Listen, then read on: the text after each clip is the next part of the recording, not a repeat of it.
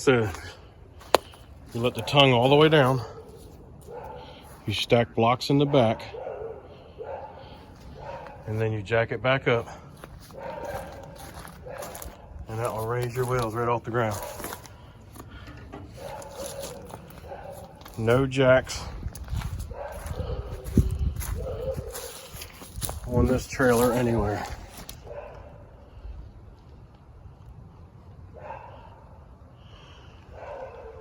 You've already got a jack, use it.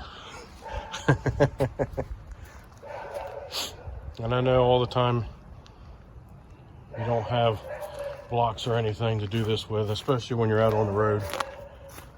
But it's a neat little trick I do at home.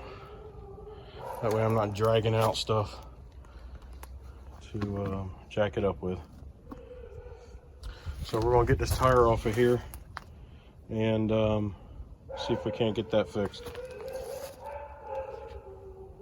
Make sure you break your lug nuts loose before you jack it up. Especially if you're using a tire iron.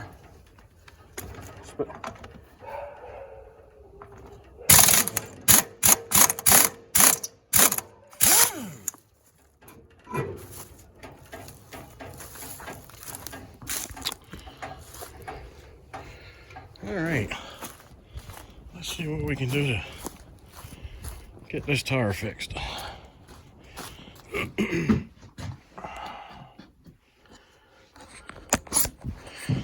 All right, stem is there. There it is right there.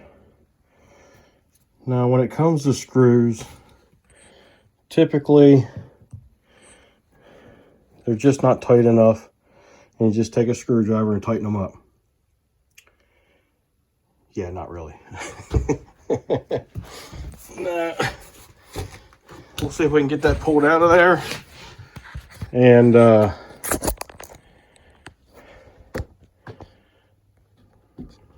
we're just going to put a plug in it.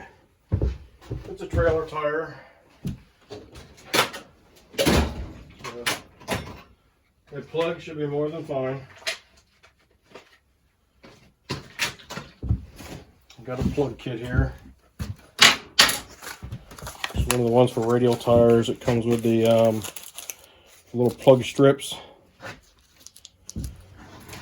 the cement,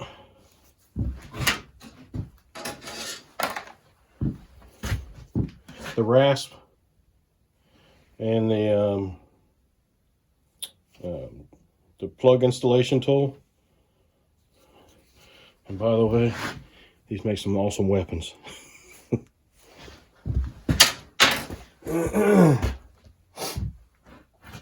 All right. You know what? I think a better spot, since it will be able to hold it for me, is I'm going to set my I'm going to do this on my tire changer. That way it can hold everything for me. So I'll bring you back in a minute. So I'm not just going to stop at where I found that screw. So I sprayed one side of the sidewall, and then while I was doing that, I saw the screw. I'm not going to stop there. I'm going to be thorough. Just because I see a screw there, it doesn't mean that is the spot. I did spray a little bit around the screw, and it doesn't seem to be leaking around the screw. So I'm going to spray the other side. We'll hit the around the stem. We're going to spray this side, and it's just soapy water. You guys should remember that from my other tire video that I did. And so far, nothing's like foaming up right now. That screw should be right there. It's not foaming up around that screw either. So we're going to keep spraying.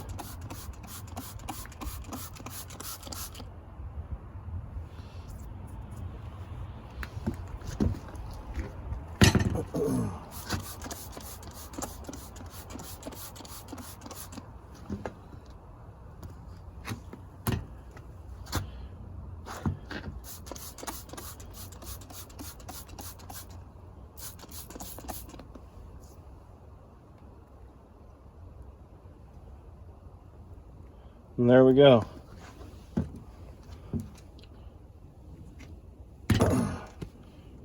Right there. See it? Now if I had just stopped at that screw and just put a plug in that, and I put that back on the tire or the trailer for the man, and a few days later he tells me it's flat again, I didn't do my job right.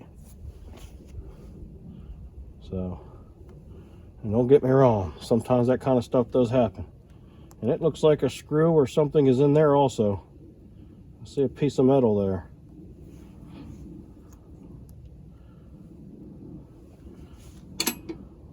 We must have took a shortcut through a construction site and picked up some stuff.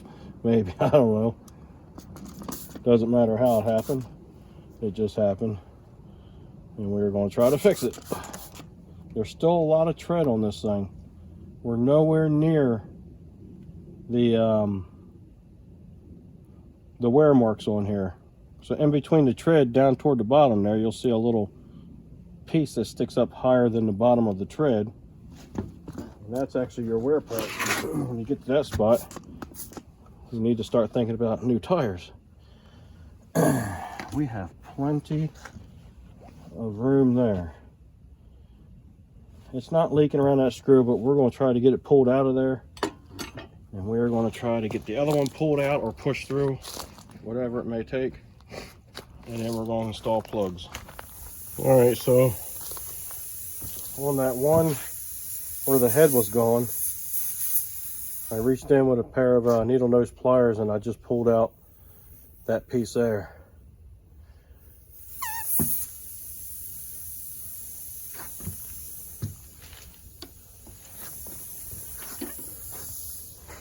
Now, I'm going to try and get this other one on the other side where the head's still here. We'll see if we can grab a hold of that and pull it out.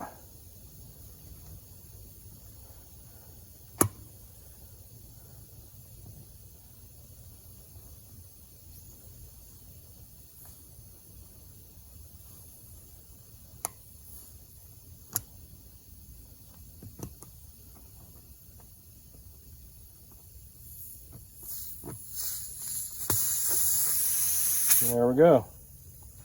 As long as you keep your finger there, it won't leak.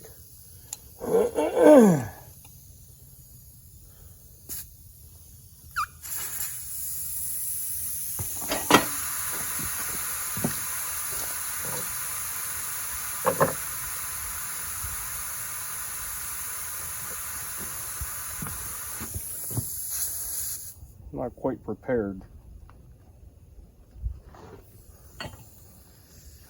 I seem to do that every time. Go to do this and I forget to get my pieces ready. So on these little plugs here, I just take a pair of pliers and kind of flatten the end of it out a little bit, and it'll end up looking like that instead of like that, and that'll make it a little easier to get it pushed through that little slot there. See how easy that just slid right through? And it'll stop right where it's not flat anymore. You just grab your pliers and pull it through.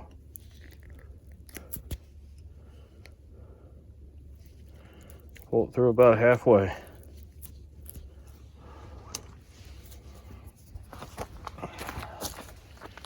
Then you take your rubber cement, and I need to get another tube of it. You just slather that all over there.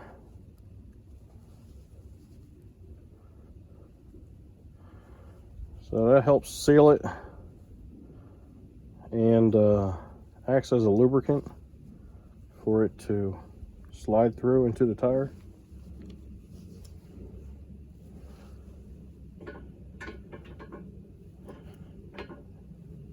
And again, I'm no tire expert.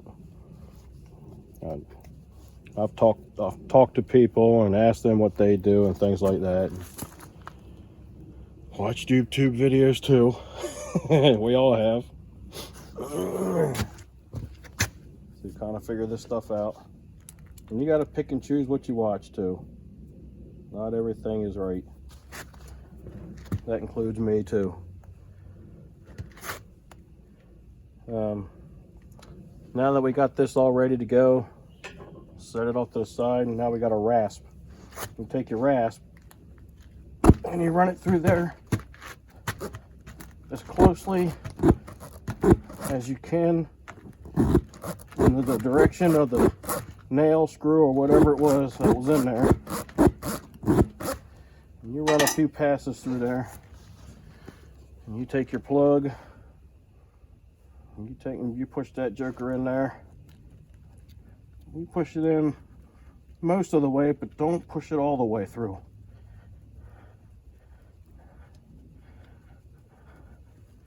You want some of it stuck out, right?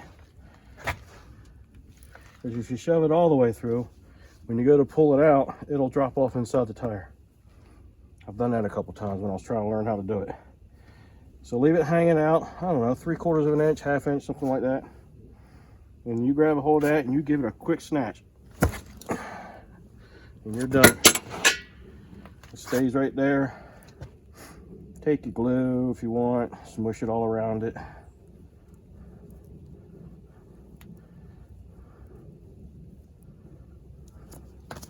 Whatever you want to do.